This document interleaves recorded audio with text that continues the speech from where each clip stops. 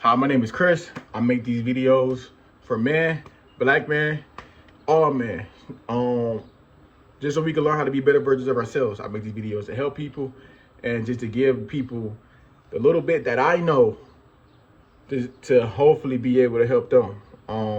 These videos are not targeted for nobody in specifically when it comes to age group, but if you're able to take the knowledge that I'm putting out to be able to put it up here and apply it to your life, then it's for you. If you're not, then maybe it's not for you. So we talked about what it means to be, we talked about what it means to be a good man. We talked about how do you be a good man, right? We talked about having a relationship with God, which is the most important, out of everything. We talked about being a provider. We talked about being passionate or something. We talked about being a protector. And we talked about having that sexual discipline, right? Cool. Those are not all of the things. I mean, for me, that's where it stands for. It depends on what type of man you are, right? Don't matter what type of man you are. Those 5 keys are keys that you're going to need in life in general as a man. Growing up in our community, nobody ever teaches about sexual discipline and having passion. Our passion is kind of picked for us. This is why a lot of us grew up thinking we want to be rappers, thinking we want to be athletes, because we got a bunch of untapped potential and a bunch of untapped passion. Nobody's ever taught about sexual discipline. A lot of times, the men of our community, they still immature, and nobody's ever told them about sexual discipline. The young ladies in our community is taught more about sexual discipline before we are. Because and even when they're taught about it, they're not taught about it in the best way. It's more of a threatening way.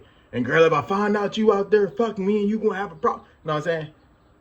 We were raised in we were raised in toxic environments, right? So a lot of the information that we should have as adults, we don't necessarily have now because, you know, our adolescence, the way we was brought up. What can I say? But, you know, that doesn't mean that we can't do the work as adults to get what we were lacking as kids.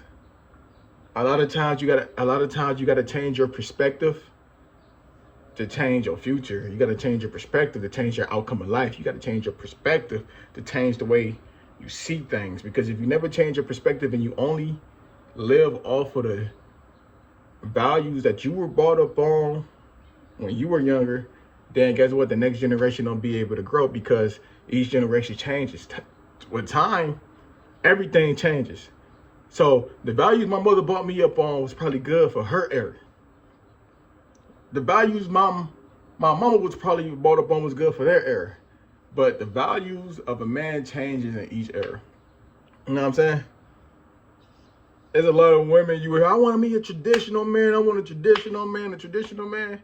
Bro, the traditional man was probably working 120 hours. The house was paid for. The car is paid for. But he had 3 other families. That's not healthy. I don't care who you are. You know what I'm saying? She wasn't happy. He wasn't happy. But they stuck together because there was nowhere else they can go. There was nowhere else they could go. Because around that time, your partner was your partner and you had to ride it out to the sunset. Women didn't have as many rights as they had now. And if the man had a job, he was able to provide. That's all you needed. He didn't need no emotional intelligence. You know what I'm saying? So, you know, those are just the main 5 keys when it comes to being a good man.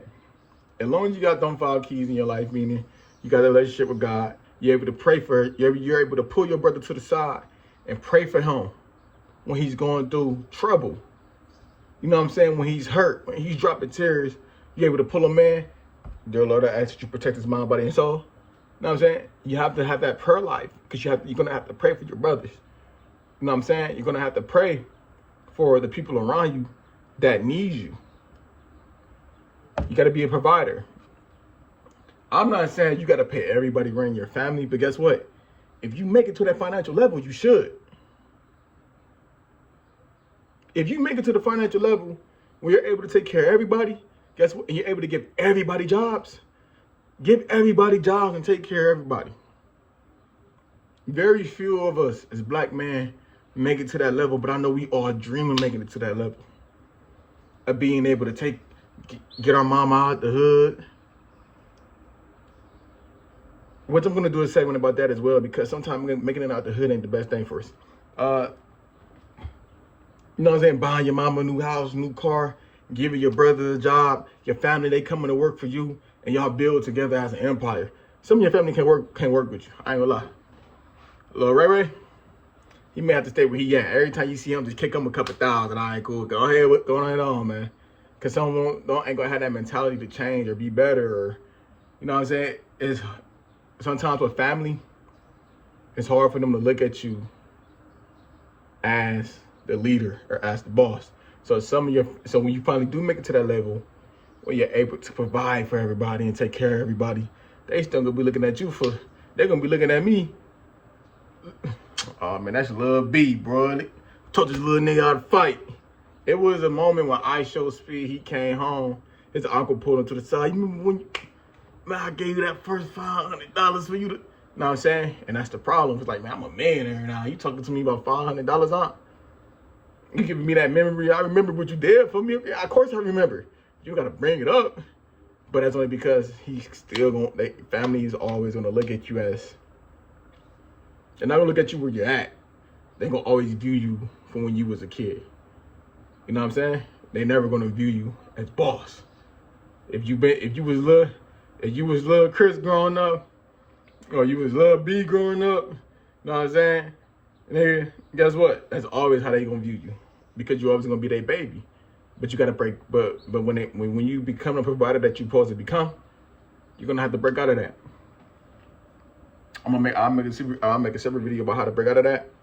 But you're gonna have to break out of that. Find something that you're passionate about. Finding something that you're passionate about is important, because you can't work for somebody else your whole life. That's cool. That's fine. Like, it's different if you're a doctor, if you're a lawyer, if you're a cop, you know what I'm saying? But if you never went to school to get a major degree so you could do a major job to make the type of money where they signing you these checks, and at any point in time you can go start up a small business, that's one thing. Like, some people getting paid so much money that one of their checks can be that $10,000 that I'm trying to save to go start a small business.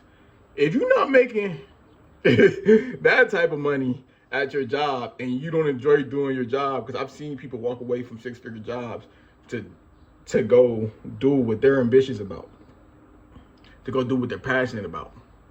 If you're not making that type of money, you're on an hourly pay and you're not on a high salary, then guess what? You should be also looking to do something that you're passionate about. Because a lot of times, if you're not looking to do something that you're passionate about and you're just working, just working can seem useless, and you can work yourself into the ground, especially if you don't know what you're working for. So if you're going to keep working for this company, making this company rich, make sure in the meantime, when you're working for this company, making this company rich, you're going to do something that's also going to bring you joy in the end as well. I don't care if your passion is collecting toy cars. Make sure you're able to monetize off of it. That's all I'm saying. Being a protector. Man. Don't be a crash out. Be a protector. Being a protector does not necessarily mean you have to be the best fighter. It doesn't mean you have to bring your gun to every situation, which you should always keep your gun and go get your carry conceal license if you can. If you're a felon, you may have to move a little different. But, you know, if you're not a felon, those you get and you're over 21, go get your carry conceal.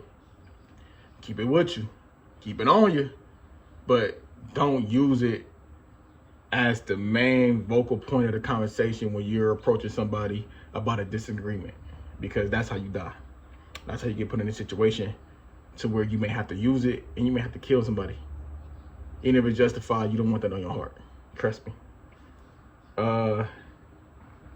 being a protector. Being a protector for the people you love and those around you is very important. You know, you're gonna come across a lot of crash outs. Walking away from a fight doesn't make you a scaredy cat. It doesn't make you a coward. It means you get to live to see another day. You're not gonna be able to take on every single fight and every single challenge. It's okay to walk away. It's okay to just, nah, I'm cool. I know you got it, bro. My bad. No, hey, you got it, bro. It's love. My apologies, my bad.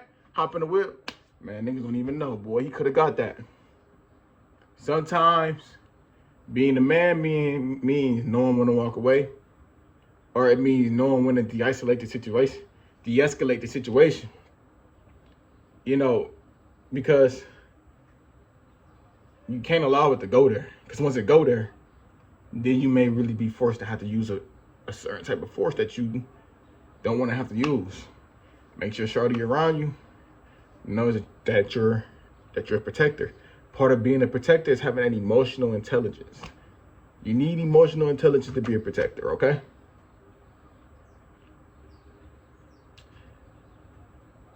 You can't just be out here crashing out. Learn what it is to be emotional intelligent so you'll be able to navigate your way through any and all situations, okay?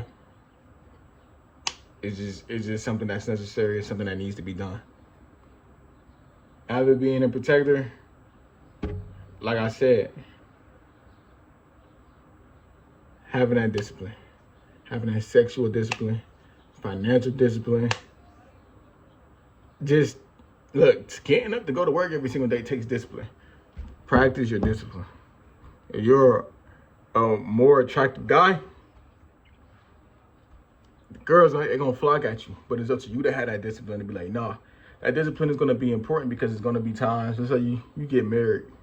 If you're a good man, you're gonna have somebody that wants you. You're gonna have somebody that if you follow these steps, you're gonna attract people that you thought you would never attract. And with great power comes great responsibility. So you have to be Spider-Man, and you have to know what battles you want to take on and what battles you don't want to take on, because you gotta have that discipline. Look,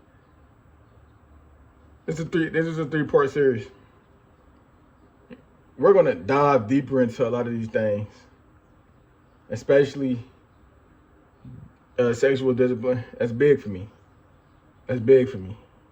And once again, this channel is just for everybody. My name is Chris. I do these videos for those who I can help. Whether you're young, old, man, woman. A lot of times I'm gonna be talking to the black man, but there's a lot of time. If I can help you, I can help you. You know what I'm saying? If you can take what I'm saying to you, put it up here and apply it to your life, then I promise you this is from you and this is from the heart.